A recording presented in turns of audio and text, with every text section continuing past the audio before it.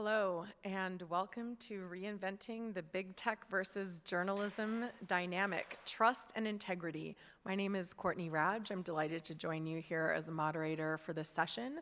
I am a digital technology advisor for the Global Forum for Media Development and fellow at the UCLA Institute for Technology, Law and Policy, and a visiting scholar at the Center for Media at Risk at Annenberg. And I am joined here today by two of the leading experts on news integrity and trust initiatives. We've got Olaf Steenfadt, the project director at Reporters Without Borders for the Journalism Trust Initiative, and Jason Lambert, who's the senior director for news business at Internews. Unfortunately, Sally Lehrman had to leave early, so she won't be here, but we'll try to cover some of the other types of news initiatives that are here, and we really welcome audience participation, and I know some people are watching online live streaming, so I'll try to check Twitter a little bit. If you want to shoot me any questions, I'm at Courtney R.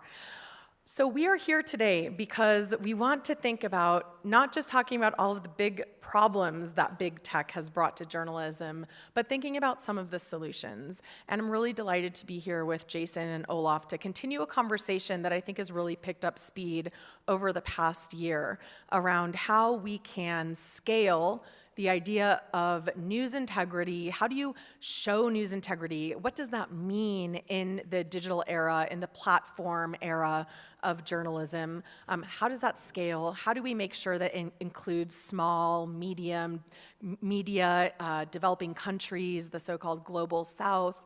And as we think about how digital convergence has appended the news media's traditional business models, is there a way to think about how we can leverage this to better support news media in this era?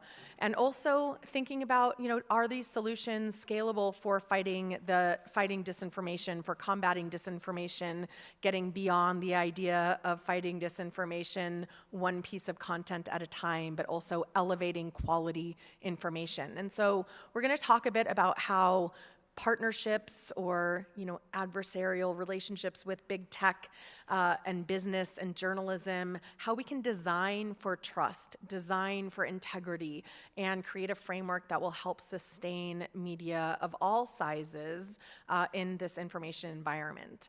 So we're going to jump into a discussion about a variety of different types of news integrity and trust initiatives. And we're also going to keep this interactive because we have an amazing audience here today with lots of people who are working on this topic. So we're going to leave lots of time for comments and questions throughout. And so as we're speaking and having a conversation, I want to invite you to join in. Either raise your hand if you have something to add or a question.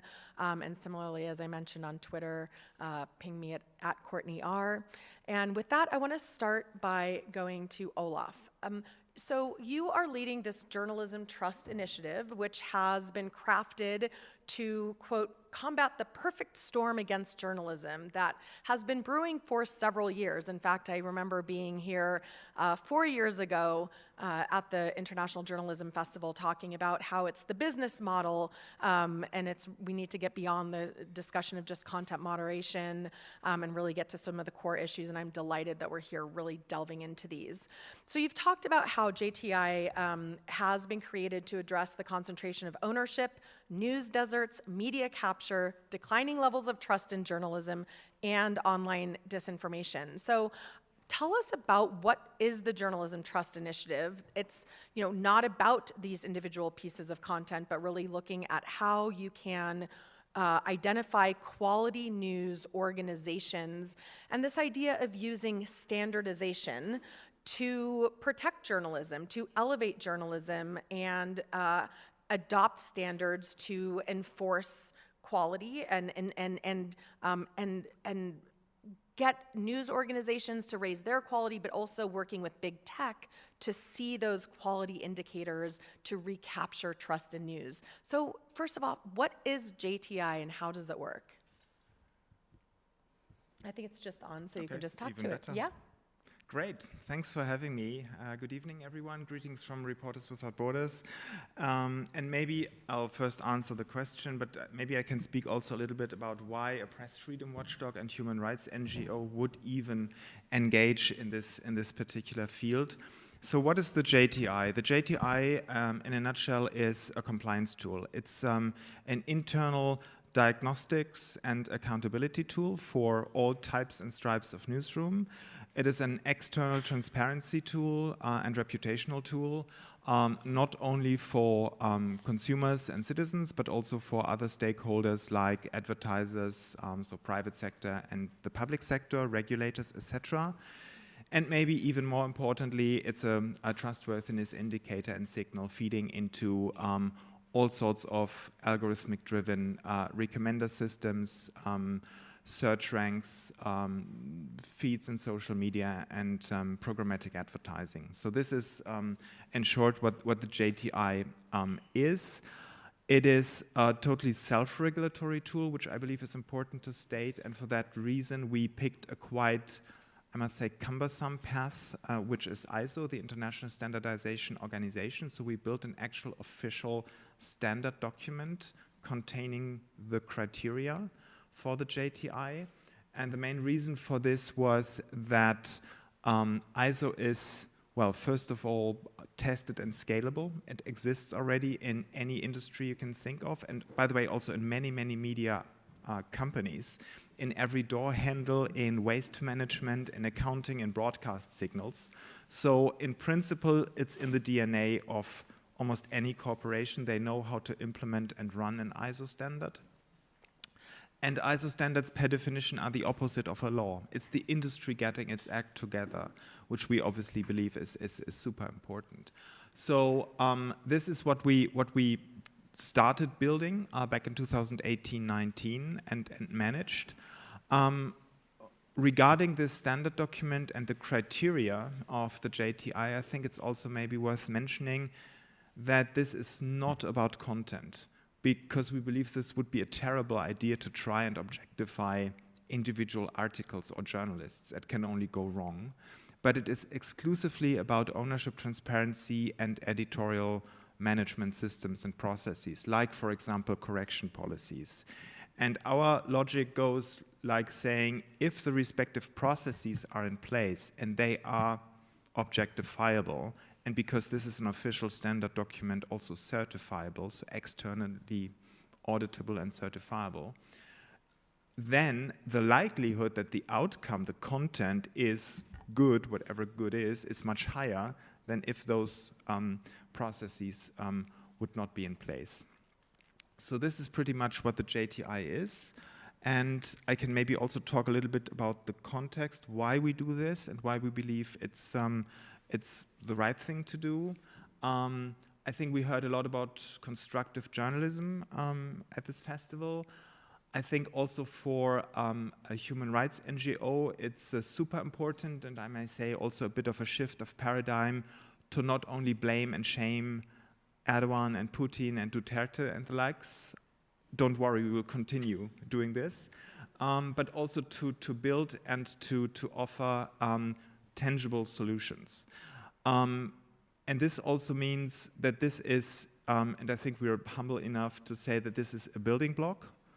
This will not solve everything, but like the term building block suggests, I think we need more building blocks, which, as far as I see this space, are pretty much complementary and building on each other. We will definitely not solve everything with this, but this is also very important maybe to keep in mind. Secondly, particularly you mentioned disinformation. What we see, I think, in the regulatory space is that this is, at the moment, no matter where you look, pretty much driven by sanctioning regimes, like deleting harmful content, chasing malicious actors. This is usually how governments and also tech companies respond to disinformation. We believe that this is not enough, that even these countermeasures against disinformation can in itself be a threat to freedom of expression, and that we need also incentive-driven models to amplify the good, to provide a competitive advantage for categories of content and providers and sources that adhere to certain principles. And as we all know, algorithms work the exact opposite way. They push and promote and amplify the exact opposite of trustworthy journalism. So this is what the JTI tries to reverse as a logic.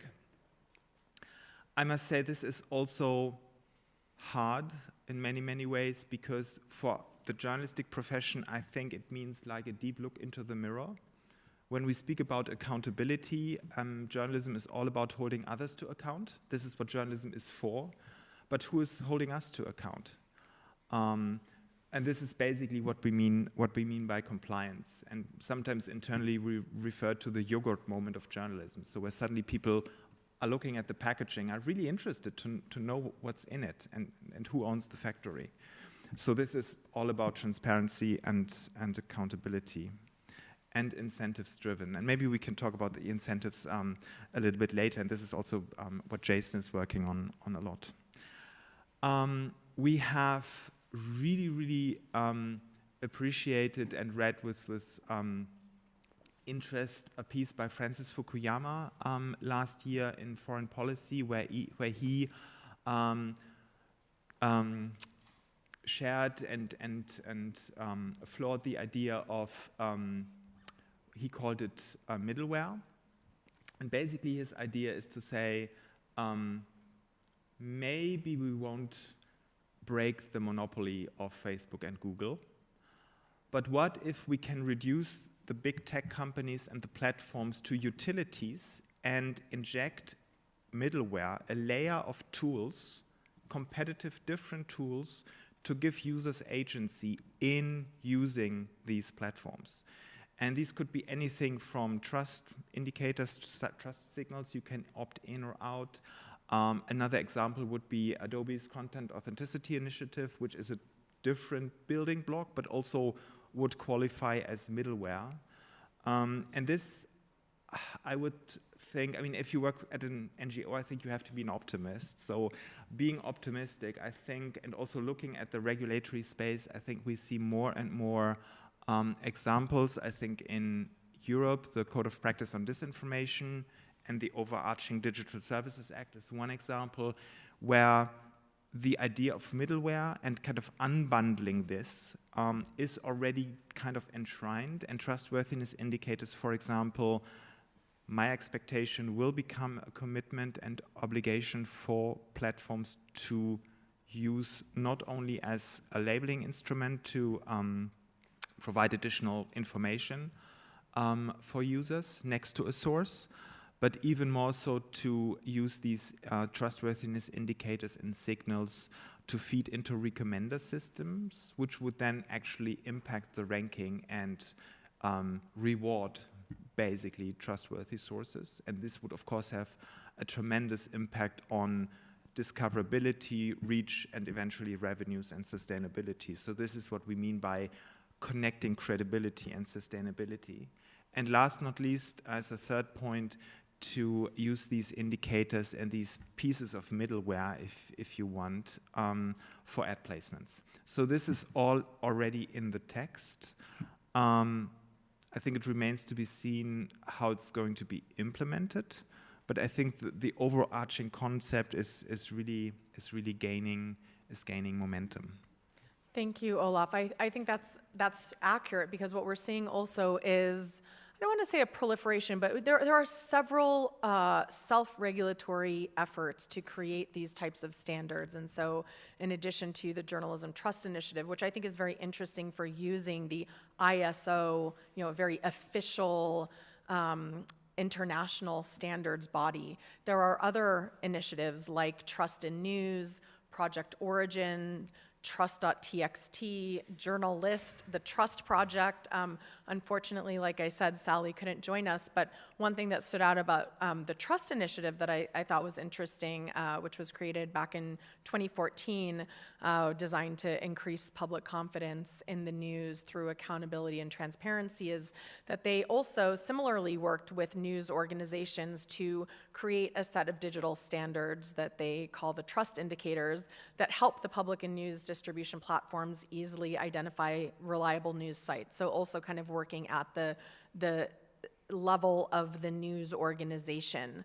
And as you mentioned, this has profound implications, being identified as a certain type of news organization has profound implications for the visibility on platforms, for amplification, for the ability to monetize, potentially for the ability to get, to have their content protected when there are coordinated takedown efforts or harassment efforts. And so, one of the things that's, I think, interesting about these types of initiatives is, A, they're self-regulatory. They're coming from the industry, and they're potentially able to touch a lot of different types of problems with solutions. And one of the things that also stands out about our platform era is that, the digital advertising ecosystem is dominated by Google and Facebook and by an entire industry of other players at that middle level that are part of the ad tech ecosystem, which is dominated 90% by Google and Facebook, both in terms of the platforms where news appears, but also the advertising infrastructure. And so that's why I think it's really interesting. I want to turn now to Jason to talk about how you're working to help publishers to make their trustworthy status work for them through Ads for News, which is an initiative by Internews, which works with independent media around the world. And you have helped create this free global inclusion list of trusted local news media to help brands and agencies who are ultimately helping to fund journalism according to a commercial logic to reach an engaged audience. And I understand that you now have 8,000 trusted local news sites, local news websites from 30 countries. So talk to us about what is Ads for News and how does that work? Okay, excuse me. Thank you, Courtney, and thanks to GFMD for putting this session together. And actually, I have a question for this room before we start. And it's really because it's late on a Saturday, and we need to have a bit of interaction, and we're together. We can be together physically. So the question is, how many of you in this room have worked or currently work in a media outlet? And I'm not going to call out anyone and put you on the spot or anything, just a show of hands. Okay, that's good. And then keep your hands up, please.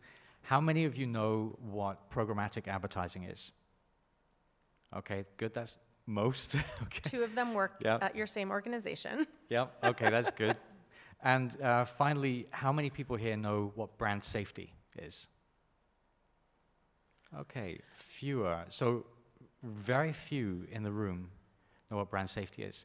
So what we do within our initiative called Ads for News is that we're all about really being kind of laser focused on driving more money, more advertising money towards good, trusted media, and thereby defunding media that's not good. So disinformation and media that originates from political and other bias and bad actors. And really, the way that we went about doing this, it has been a long process. Many people remind me that we've been doing this for some time, and honestly, with very gradual reward, or it's been a gradual process. But essentially what we do is we've made a list of 8,000 media. We had great partnerships to help us to do that. One of the organizations that helped is the World Association of News Publishers, WANIFRA, and we also have other fantastic partners in our coalition that help us to launch this project. And essentially what it is that, as Courtney said, it's a big list, and we make that list available to the big advertising agencies. Whoever wants it, if they're buying advertising on news websites, if they want to do that, they can have our list and they can have it for free, no problem. And by doing this, we don't add any cost to the advertising supply chain. We don't take any money out. There's no tech tax involved in working with us. And in fact, most of our work as an international nonprofit, most of our work is funded by donors. And these donors, they want to see media become more financially sustainable. And that's really, this is one component. Advertising is one component towards a good revenue strategy, a diversified revenue strategy. So really, if I describe what Ads for News is, it's this list, and it's not, we don't have any flash technology, but what happens in this field of brand safety is that if you imagine the big brands, like the biggest brands you can think of, the big multinational brands, I won't name any of them because I don't want them to think that we're talking on their behalf, but think of the big brands. And what they want to do at all costs is to make sure that their brands are not positioned in bad content. This is what, when it comes to advertising and when it comes to news media and news and information media. And they have very sophisticated tools available to them to do that. So they have tools like Double Verify, that's one of them. It's a tech tool, and it's incredibly useful in making sure they don't put their ads in the wrong places. But what they do is these tools, they tend to be very, very conservative, or the whole process, the whole industry is very conservative. And if there's, for example, a web page that talks about war, or conflict, or COVID, or Black Lives Matters, many brands don't want to be seen in that kind of content because they think that people are thinking negatively at that time, and they don't want to be associated with that. That's actually it's a misconception. There's research to prove that advertising in hard news and difficult topics is much more activating for the brain, and therefore triggers much stronger connection and stronger resonance with people when they're looking at products that they want to buy. So our job really has been to try and bridge this gap between media development and doing good things for good media across the world, and to bridge that gap to the corporate world, and to bring the big ad agencies to the table. So that's really what we're trying to do. And just briefly before we go on, you asked people how many people have heard of programmatic advertising. So can you explain briefly what is that? How does that differ from display advertising, and what role does the whole targeted, micro-targeting of people play in programmatic advertising? Sure, good question. So, one of the easiest ways to explain what programmatic advertising is to, everybody knows Google Ads. You put Google Ads onto a web page, it's the same as that, but there are other players in the ecosystem apart from Google that do this. So it's that automated placement of ads, in this case onto news websites, that's governed by a set of rules. And those rules are usually set by both the publisher, where they want ads to appear and how, but also by the buyers, the advertisers and the brands that say, we want to reach people in this country at this time of day that are interested in these things. And they can then reach the audiences that they're looking to reach. Thank you. So one of the things that I think about on this topic is how scalable is it, and how labor intensive is it to say, for a media organization to go through the JTI process to do that certification. And I think there are kind of 3 levels that you offer. And for some of these other list-based approaches, it's not easy to automate that. So how scalable is this for, say, small, independent, local media that are struggling just to do the journalism, to take advantage of this type of asset? Super important question. Coming back to this, just briefly complementing what Jason said, I think this is really, what we all try to do. If you put yourselves in the shoe of an editor or journalist, just basically thinking, I know what I'm doing, no questions asked, trust me, I'm a journalist, and turn this into a data point that feeds real life or real time into these systems. This is really hard, and this is, I think, what we try to do to attract ad spend. In working in this field for some time now, I also came to believe that ad-driven or ad-funded journalism is not as dead as it seems. Actually, there is still a lot of money in the system. When we talk to advertisers, believe me, this is also a very, virgin moment when Reporters Without Borders talks to big marketers and the other way around. But they estimate themselves that to the tune of 50 billion of ad spend is lost per year due to ad fraud and mistargeting. And just imagine a fraction of this amount could be redirected to trustworthy journalism. And if I can jump in there with another statistic, there was a study done, I think it was PricewaterhouseCoopers, that found in the ad tech supply chain, at least a third of the advertising revenue is just disappeared. They just can't figure out where it's going. So do these, I want to know from both of you, do these initiatives also address that issue, or is that kind of a separate? I would say, I mean, at the advocacy level, the interesting learning is that on the two nodes of the value chain, marketers and publishers, you have a huge overlap of interests to narrow this loss in between, first of all. And again, I mean, what's also lost in terms of ad spend, let's keep in mind it's not only a waste of money, it monetizes the bad actors. So that's even worse. Right, so let's remember that until very recently, after Russia illegally invaded Ukraine, RT, Sputnik, and scores of other Russian state-sponsored media were able to earn millions of dollars on the technology platforms, according to reports. And I'm going to add allegedly so I don't get sued.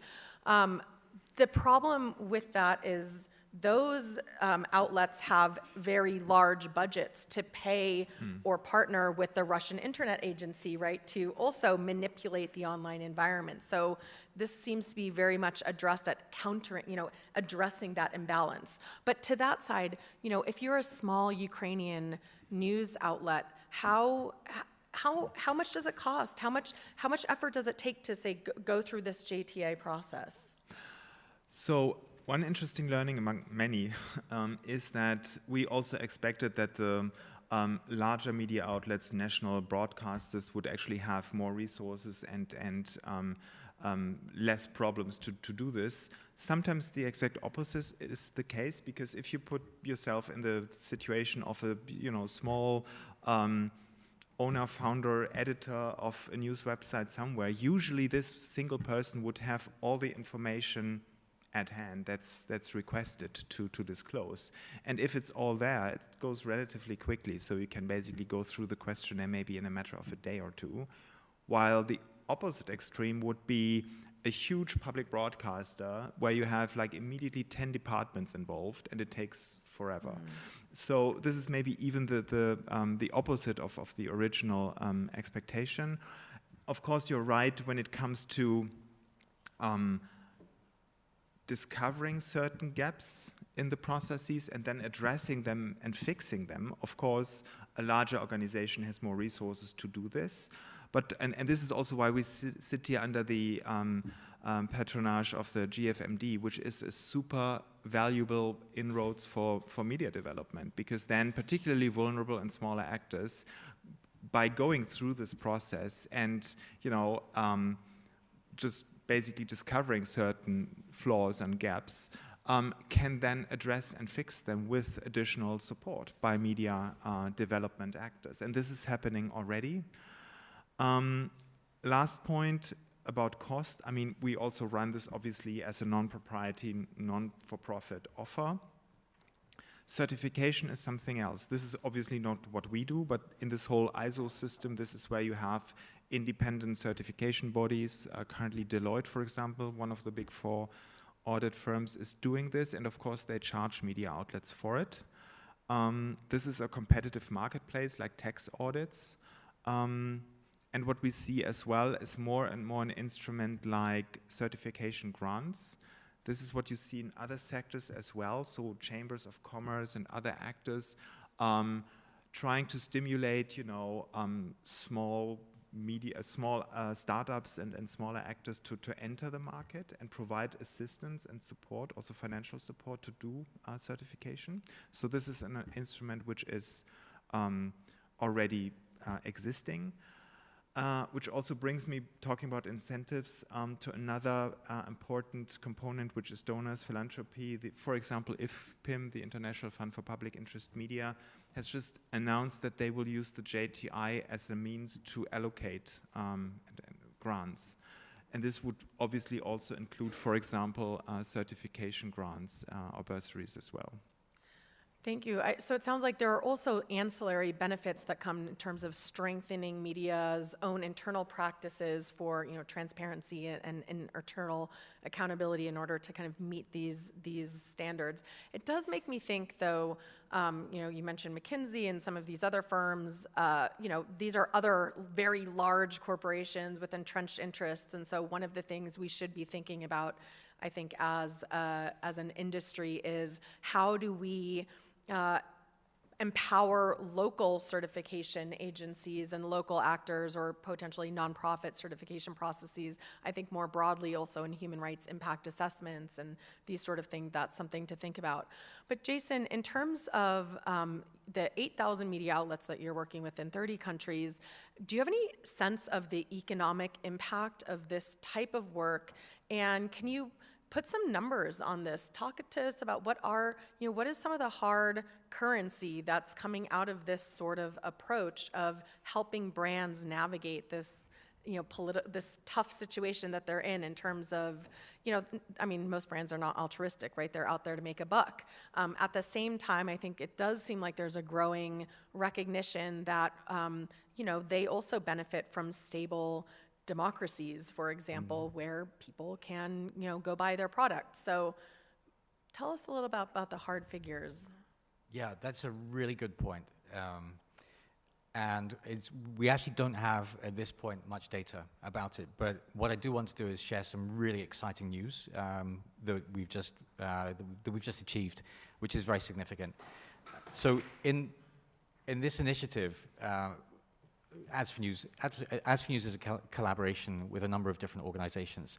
And one of our key partners in this initiative has been Group M. Group M is one of the largest, I think the largest media investment agency in the world. Annually, I believe last year, they invested $36 billion globally in digital advertising. So it's a huge sum of money. And we've been really privileged to have very good access to the right people at Group M. And I think that with doing this kind of work, it depends so much on having the right people and the right mindset at the right time. And we've been extremely fortunate to get there, finally. I wanted to also share a bit about how initiatives like this, which I consider to be brave and speculative, this also with JTI, these are groundbreaking initiatives at sector level, how these things come about. And very often, it's only through this kind of work and through development money and patient money that we can keep going and keep plugging away. So we've been very fortunate with that kind of support. So earlier this week, after, I would say, 1 year of slogging away at Ads for News, but it's actually 3 years of trying to get this idea seeded, we finally made a breakthrough. And that is that Group M, which spends $36 billion a year in digital advertising, has entered into an MOU with Internews for Ads for News, for the initiative, with their Asia-Pacific office. And the Asia-Pacific region in Group M accounts for approximately 20% of the entire organization's digital ad spend. And what we've got there now is for our list of trusted news media, there is a target set now for their clients to spend a measurable percentage of their digital ad spend towards trusted independent news, which is, I cannot say to you or express clearly enough how meaningful this is for the media in this room and for all the media actually that we're trying to work with. It's huge. That's not the done deal though, because what we have is a tiny project. And we only have a handful of countries in the Asia-Pacific region covered. We have to deliver a product now. And what I love about JTI, in fact, is the idea that right now, when we have to build our lists, we have to actually get human beings to index those websites and figure out which ones meet our standards. And our standards are a little bit different to JTI's because we're focused on primarily making sure that the organizations are who they say they are, and that they produce good content. But so what we have is an opportunity now. We have the groundwork has been set, and we can, if we work together across our sector, we can cover more of the Asia-Pacific region. We can do a good job, and we can try to get hold of as much of that addressable market that we've been offered up, a percentage of ad spend now, to be able to bring to news. So it brings me back to your point. I will get there. Excellent. And the point was, what are the numbers? And so for us, there were two parts to this agreement with Group M. And the first part, of course, is having something to aim towards, so having a North Star goal, as many people call it, but having something there. The second part is having the data. And what we also have agreed within this MOU is that we will get aggregated non-client specific data regarding campaign performance. So when big brands spend money on news, we'll understand how many sites they're spending on, what percentage in aggregate they're spending on news, and also really important performance metrics like how many click-throughs and what's the viewability of those ads, so what's the quality of the experience. And that will enable us to lift the performance of media that are maybe not performing as well as they could, and this will be actually at all levels of the market. We come from Internews. Internews operates in almost 100 countries, from radio stations in refugee camps to the biggest media operating at national level in some countries. So it's in our DNA, and what we want to do there is get the data that we need to do our job, in fact, to help those media. So short answer, we don't have the data yet, Courtney, but we're a long way forward in going about getting it. Just complementing this real quick, I think I cannot agree more with Jason. This is a long shot, but also an iterative process. So we are learning a lot all the time, and some really unexpected, mostly positive things happen. For example, just talking about sustainability. The story actually from last week was a really 120 years old regional newspaper chain in the Wild West of Canada going through the whole JTI process very enthusiastically, just to find out they do not have editorial guidelines at all. So they had to actually draft them and implement them and publish them. Now they have these editorial guidelines, and as a next step, they raised the subscription.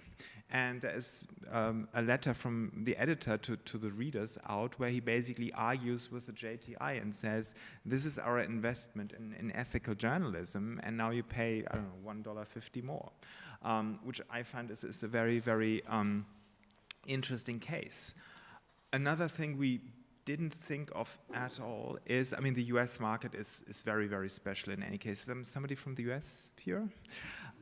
Where, for example, you need a liability insurance, which you don't need in Perugia to operate a newspaper, right?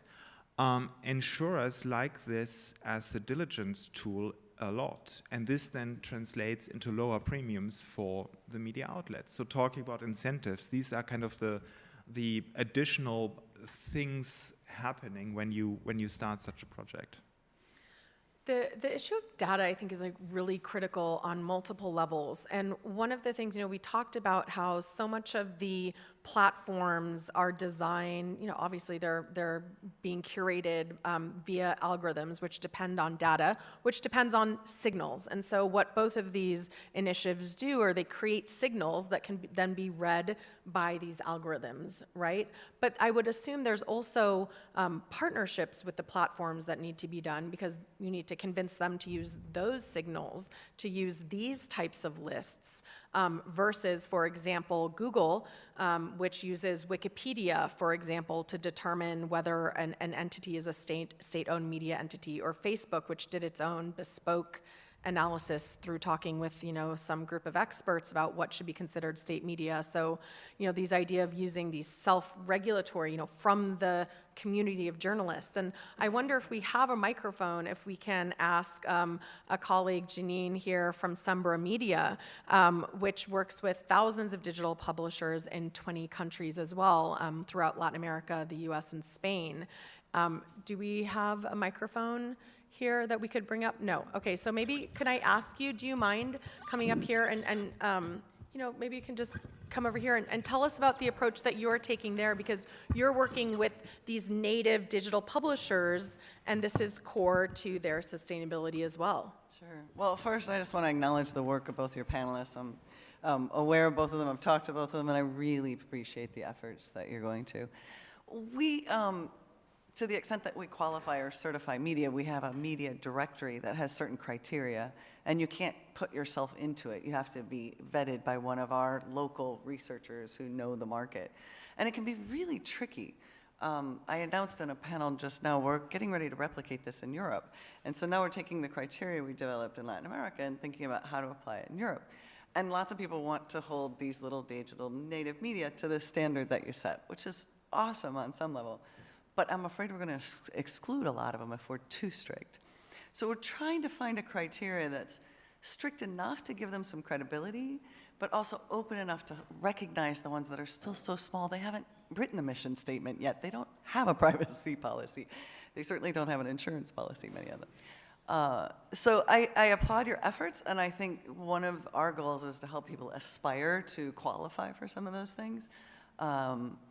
And in the meantime, we have a very human-focused approach on finding those gray areas, because it can be very hard to find the little startup that doesn't quite look like a media site yet, but is punching out of its weight class on Instagram or something like that, versus the media that's been captured but still looks independent on the surface. So we spend a lot of time trying to deal with that nuance. Thanks for giving me a moment. Thank you, Janine. And that raises something that I'd like to know more about is, to what extent are both of these efforts geared at media websites, Web 2.0, versus, say, I met someone here at this festival from #OurStories, I think, which is an Instagram and Snapchat and Twitter-based news service. Looks very different. So how malleable and innovative are these approaches to allow for the inclusion of these new innovative forms of journalism? You're looking at me. I'm looking at you first. You've got the money behind it. Yeah. I would say, of course, these are early days in these kinds of initiatives, and we're only at the beginning of it. What we're trying to do is to create direct pathways toward between money and media. So, in some ways, to offer paths to disintermediate all of the tech tax and the platforms that remove, in the sense that they're adding value, but they remove some slice of the revenue from the supply chain. So a media outlet that operates on a borrowed platform will necessarily have some kind of deduction in the revenue. There will be some loss through the food chain. I think right now we're still at the stage where there's enough there's enough of a win to achieve on Web 2.0. Okay. Right? If we can get there, if we can get that deal fixed, then we could definitely move on to 3.0. But 2.0, that's taken us some years to reach the point of actually having a statement of intent from someone or from an organization that represents a huge amount of ad spend in the market. We want to get to actually, rather than being media outlets that we support, of course, it wants to be that we want good content to find people and to find markets. However that happens, right now the most trusted way of doing that is through media outlets. And just a quick question. So can those media outlets be just Facebook-based or just YouTube-based, or do they have to also have a website? For us right now, we're focused on websites and apps, but for both display advertising and video advertising. So if a brand wants to target a media outlet on social media or on YouTube, for example, they can do that, and that's a huge amount of their spend still. But that's not what we're trying to push right now. We're trying to push audiences and revenue towards owned platforms where you acquire audiences from external sources, from social and from Google and from others. But the trick as a media outlet is to convert their audiences into your audiences, and then to be able to make that stick and to make it to monetize it. Okay, thank you. Olaf, same question. Just very briefly, I think we are doing two things in this regard. I mean, JTI is not only like a brand safety tool, but also like an upskilling tool for startups and maybe even individuals. And if you read the standard document in the introduction and the definitions, I think the quote is committing acts of journalism. So it's doesn't even require an institutional framework, and this could, in the extreme case, be one single person. We haven't seen this yet, but it should work. Secondly, and Tom Law is sitting in the back and working with us on this as well, with many others. We are currently starting a second platform next to the JTI, which is called JTI Campus, and will be a space, basically a marketplace for different services around the JTI, including training, consultancy, certification, grants, and also accessible for individual journalists. They will never get certified, that's something else. But what we've discovered is that in more and more distributed work models in journalism, which is, I don't know, good and bad probably at the same time, trust is not only a relationship between the media outlet and the consumers, but also trust between journalists. So when you work in a consortium collective on a project with people you've never met doing an investigation, maybe even investigative journalism, and you don't know each other, that's pretty hard. So we try to build a community, like a safe space, in this JTI kind of value-based environment, where we believe this could also be a very good idea to group individuals together under this and make kind of this whole JTI logic accessible to them.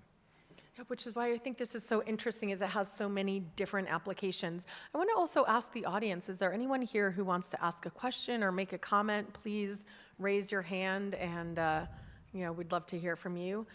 And while we wait for people to gather their thoughts, I want to ask about the situation in Ukraine, because we kind of alluded to it earlier. So we've seen how critical information warfare is to the conflict with Russia and Ukraine, and the importance of being able for news outlets in Ukraine and the remaining independent news outlets in Russia to be able to continue to communicate and to not get dampened or disappear in the morass of disinformation or just propaganda. How do you see these initiatives addressing that problem, and have we learned anything from the past month in terms of how the tech platforms have responded and how news organizations are trying to respond for both of your initiatives?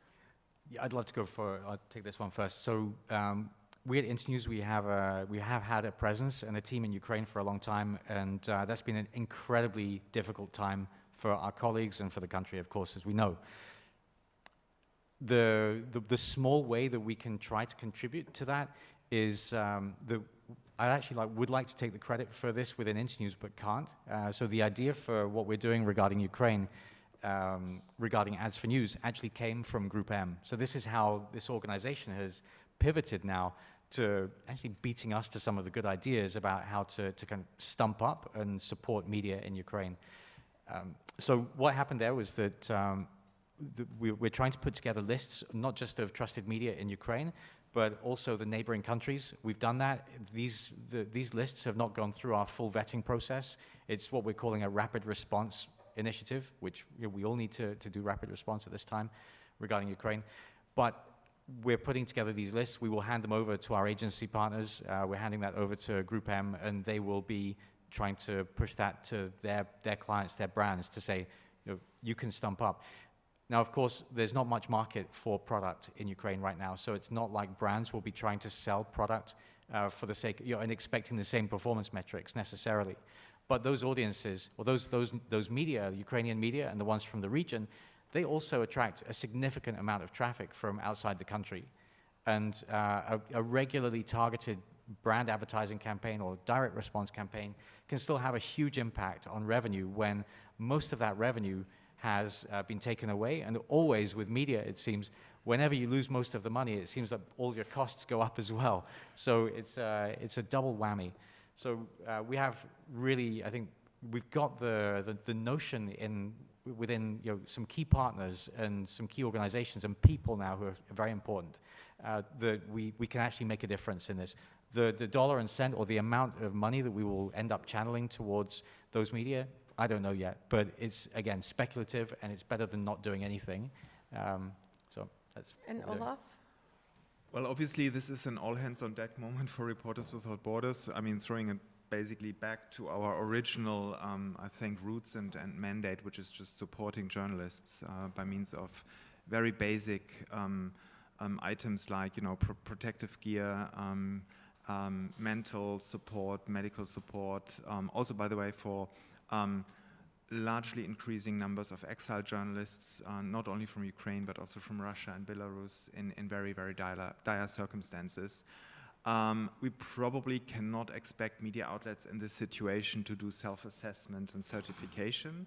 However, a little bit apart from Ukraine, what was part of our assessment in the first place is to find out, and we currently have 2 JTI pilot projects in Mali and the DRC, is to really see if this works in very, very challenging environments. Also regarding certification, for example. And that's really interesting that even in countries, war-torn, failed states, you have this infrastructure in place, because for any other export you can think of, timber, minerals that leave the country, they need, these agencies and certification bodies to, put their stamp on it before any ship leaves the port. So this infrastructure is there, and this kind of validates our original choice to say we go for this official ISO protocol to implement this, particularly in difficult environments. Thank you. And the GFMD, the Global Forum for Media Development, has, also been very active in trying to curate, lists of supportive, of media organizations to support. And so I'd like to invite Tom Law up here, if you don't mind. Again, Jason, lending your microphone, but who is with GFMD. Can you talk a little bit about what you're doing to try to, again, protect these news organizations with a view recognizing there is a very broad set of press freedom and safety issues, but specifically, on the platform so that they continue to be visible and to be credible? Thank you, Courtney, and thank you for joining us. It's great to have a platform for Olaf and Jason to speak about their excellent work.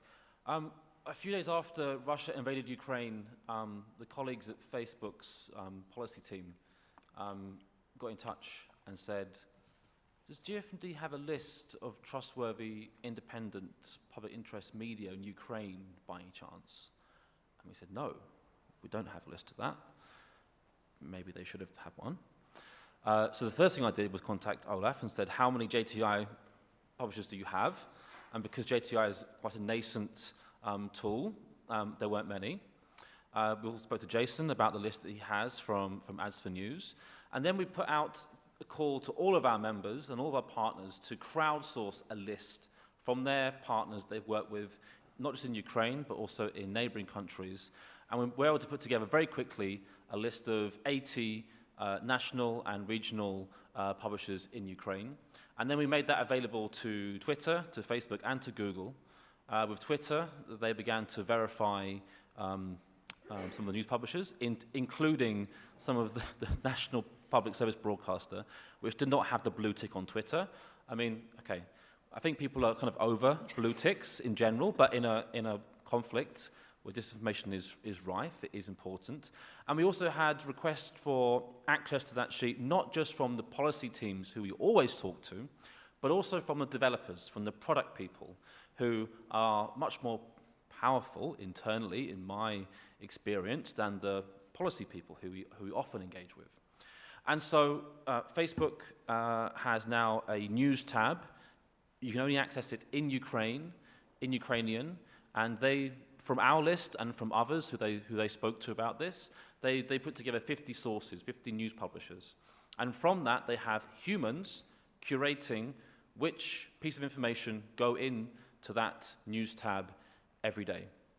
And so I think this shows the fact they reached out to GFMD and many others. They reached out to you, Olaf, and to you, Jason, as well, to say, do you have this list? I think that shows we have a window of opportunity, that there is a potential shift, not among the policy people at the tech platforms, because they are quite consistently open to these ideas, in my experience, but they don't have so much power as their product colleagues who care much more about engagement metrics rather than whether or not all information is created equal. So I think we have a chance here, and that's what our Declaration for Ukraine made the point today, related to we need to stand in solidarity with our colleagues. RSF and Internews are doing amazing things in terms of providing equipment and protection and evacuation for Ukrainian media and funding towards them, but we also have to use this moment, I think, in order to make the case for journalism as a public good and how that translates into how tech platforms treat news organizations. And just one last small plug, Olaf mentioned it earlier, but GFMD members, do have a discount when they are going through the process of JTI. They get whatever discount is offered based on the fact they are non-profit or based on the fact they work in the developing world or the global south. You get an extra half as a benefit of being a GFMD member. So a little incentive for those of you who work with news organizations who might be considering going for the JTI. You could have the added benefit of being a member of GFMD, and Janine can tell you more about that, as can Jason, as can Sasha, who's in the room. Thank you, Courtney. Thank you, Tom. Nice plug for GFMD. We are big fans of GFMD, and I think one of the things that, so before coming to do some work with GFMD and Internews, I'm doing some work with you all as well, and I spent 7 years at the Committee to Protect Journalists, where I was constantly in touch with the tech platforms during crises as they're trying to figure out how to scale up some sort of protection. And one of the things we didn't talk about, these initiatives I also see as holding promise from protection angle for journalism, because we see that content moderation, removals of content, removals of account,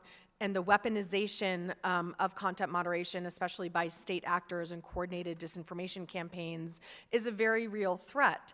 And so I could see how these initiatives could be scaled to also, for example, anyone who is on these various lists or who have, subscribed to these standards could also potentially receive some sort of additional level of protection, whether that is a human review of their account before it gets closed for violating the Digital Millennium Copyright Act or the GDPR or whatever, a defamation claim. So something where it could also protect them. Or if you see, for example, a lot of online harassment, all of a sudden you see a lot of vitriol aimed at these outlets. Maybe that could trigger some sort of level of, again, protection, since we know online harassment is such a major issue experienced by journalists and media outlets around the world. So I think there's a lot of potential for how this approach to standards and integrity could be scaled to address different types of problems. I think one of the things that is concerning, however, is that the tech platforms continue to do this on an ad hoc basis during emergencies. So, I saw, for example, during a big protest in Egypt, the farmers' protests in India, Myanmar, name the place where there's a conflict and you see the tech platforms struggling to respond. How are they getting out ahead of this? And so I would ask both of you to talk about what exactly is the relationship with the big tech platforms. How are they using or not using and should be using these initiatives to inform the Google News initiative, the Facebook creators and Facebook News product, and just more generally their algorithms? Olaf, let me start with you. Well, first of all, I think it's fair to say it's not the platforms, but they are very different, not only product-wise, but also how they respond to this. Maybe I'm not going too much into detail, but I think there is really much more hope with some of them than with others. I think we do need a regulatory framework to make them move, where I think also movement is visible. And this might actually turn the needle that some of them could say, externalizing this is actually a benefit for us. I think we are getting to this point. More broadly speaking, I think also what the current situation in Ukraine, the war, shows us is a little bit the limitation of media literacy and fact-checking. So you would have like two different, in very broad terms, two different approaches. One is more like building resilience, media literacy, sometimes even seen kind of as a silver bullet, and fact-checking like coming after the falsehoods are out already. And I think what we are standing for is safety by design, which is a totally different thing. And sometimes we use the analogy of the aviation industry. When you board an airplane, you don't want to read the CV of the pilot, and you don't want to take an aviation literacy course to know exactly how the engine functions, so to feel safe. You just either feel safe or not, which is pretty much gut feeling and maybe the brand of the airline. but it's a lot about safety by design. It's about maintenance of the aircraft, it's about training of the staff, all those things you don't see. They are under the surface, but they are there. And this is how trust is built. And I think this is, also our common approach to drive safety by design in journalism at the intersection of the tech platforms. You're almost as evasive as a tech platform in terms of responding in detail. All right, Jason, what about you? Are you working with specific tech platforms? Are they on board with this? Do they see this, what sort of relationship, or is this all external and kind of irrelevant? Do you even need the tech platforms involved? I think we need the tech platforms involved, but I don't think that they are the solution for everything in this space. I think we keep in mind the fact that journalism is in trouble because it got outcompeted by the tech platforms, in my view. A long time ago, we could have come up with these solutions within media, but we didn't. So we got outmoved. What's happened since then has been a series of events that have taken us further away from engagement and from audiences. What I think is most important in this space now, so for all the things that we've learned with our amazing team and partners in the last couple of years, is that this is not a side project. It shouldn't be a side project. We're seeing now that this idea of CSR is not a cost that you have of doing business. It's actually very helpful for business. Major businesses now and agencies are working on the basis that there's both social profit and financial profit, and you will get more financial profit if you invest in the social profit. So if you invest in things that will be good for society, that will enhance your brand, you will do better business. What I want to see from the tech platforms is that really all of these great ideas that are being seeded and tried and funded, that they move from being side ventures and they go into being mainstream. Part of the fabric, part of the DNA of the platforms should be the social profit side, rather than it just being a side thing, a side gig. Well, and with that in mind, I think that we do need to, as Olaf kind of alluded to, think about how could we mandate the use of these types of initiatives through regulation, because we're not seeing the tech platforms step up, I would say, adequately. And to your point about being outcompeted, I think maybe that applies in some developed economies that have a robust commercial media sector. But, I was speaking with Prue Clark and many other GFMD members where the media organizations never even had a fighting chance. They don't necessarily have, credit cards and sophisticated banking systems to even take advantage of the platforms and the ecosystem that has been created. And so they're in a constrained choice set in terms of the environment that they're trying to operate and be sustainable in. And so, one of the things that my takeaway from looking at these initiatives as part of my research, as well as how tech platforms have or have not responded to